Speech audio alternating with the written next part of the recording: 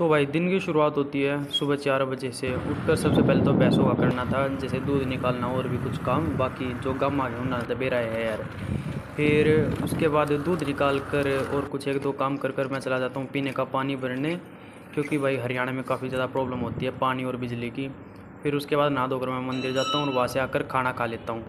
खाना खाकर फिर मैं निकल लेता हूँ कोचिंग सेंटर पर जाने के लिए। और आज जो है भाई एक अलग ही रिकॉर्ड बन गया था, क्योंकि और दिन मैं जो है पहली दूसरी बस में ही चला जाता, लेकिन आज जो है बस में बहुत ज़्यादा भीड़ थी और ऐसी मेरे सामने 6 बसें गई हुई थी, जिनमें से मैं एक में भी नहीं बैठ पाता हूँ।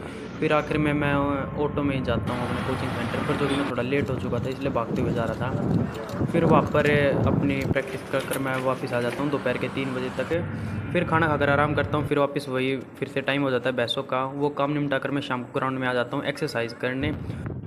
तो ये था मेरा एक छोटा सा बिज़ी शेड्यूल।